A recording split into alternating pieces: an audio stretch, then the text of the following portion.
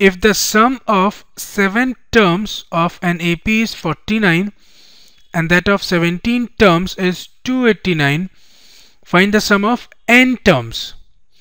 Let us see the solution.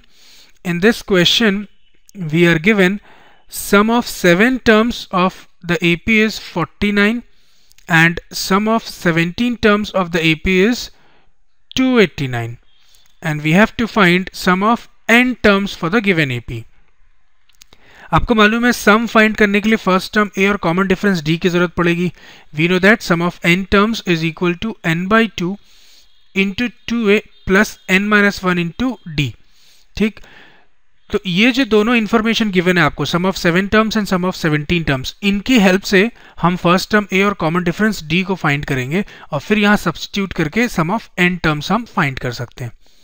देखते हैं क्या कर सकते हैं. सम ऑफ 7 टर्म्स को आप कैसे लिखेंगे? 7/2. इस फॉर्मूले में वैल्यू पुट कर रहा हूं मैं, n के प्लेस पे आप 7 पुट करेंगे. a और d को एज सच छोड़िए क्योंकि वो अननोन है. 7/2 into 2a plus 7 minus 1 into d, और इसकी वैल्यू गिवन है आपको एज 49. इसको फर्दर सॉल्व करते हैं. ये हो जाएगा 7/2 इंटू 2a प्लस 7 माइनस 1 है 6. ये हो जाएगा 60 इज इक्वल टू 49, जिससे आपको मिलेगा 2a plus 60 is equal to 49 into 2/7. इस 7/2 को आप RHS में ले जाइए तो वो 2/7 हो जाएगा. और आपको मालूम है 7 1 जा 7, 7 7 जा 49, तो आपको मिलेगा 2a plus 60 is equal to 14. इस इक्वेशन को थ्रू आउट आप 2 से डिवाइड कर दीजिए. फाइनली आपको मिलेगा a plus 3d is equal to 7. Call it as equation 1. Similarly आपको सम ऑफ 17 टर्म्स गिवन है. आपको मालूम है S17 क्या होगा? 17/2, इसमें RHS में वैल्यू पुट कर रहा हूं मैं, into 2a plus 17 minus 1 into d, और इसकी वैल्यू गिवन है आपको 289. ठीक, फर्दर सॉल्व करते हैं इसको. 17/2 into 2a plus 17 minus 1 is 16d, और इसकी वैल्यू गिवन है आपको 289, विच gives us 2a plus 16d is equal to 289 into 2/17. Again 17/2 को RHS में लेके चले जाइए. अब आपको मालूम है 289 जो होता है 17 का स्क्वायर होता है, तो ये 17 से कैंसिल हो गया. ठीक, आपको मिलेगा 2a plus 16d is equal to 34. इसको भी आप फर्दर 2 से डिवाइड कर दीजिए through out, which will give you a plus 8d is equal to 17 होगा एक्चुअली. ठीक, 34 को 2 से डिवाइड करेंगे आपको मिलेगा 17. Call it as equation 2.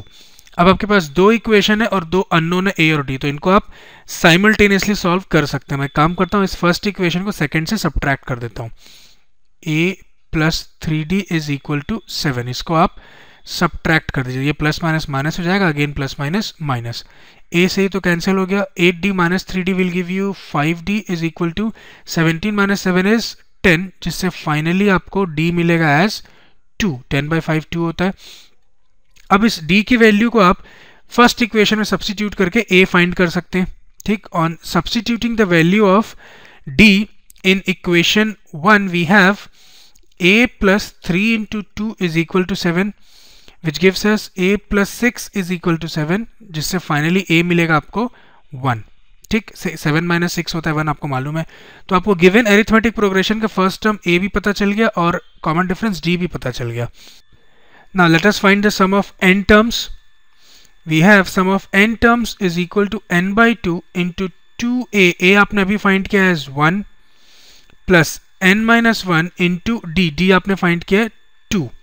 Further solve करते हैं इसको, which gives us sum of n terms is equal to n/2 into 2, 2 1 2 होता है, plus 2 into n is 2n minus 2. ये 2 1 2 होगा आपको मालूम, और माइनस साइन है इस वजह से माइनस 2. तो आप देखिए ये 2 से 2 तो कैंसिल हो गया. आपको मिलेगा sum of n terms is equal to n/2 into 2n. Again 2 से 2 कैंसिल हो गया, जिससे आपको सम ऑफ n टर्म्स मिलेगा n square. So for the given arithmetic progression, first term is a and common difference is d, and sum of n terms is equal to n square. This completes our solution. Let us see the 10th question of the same exercise.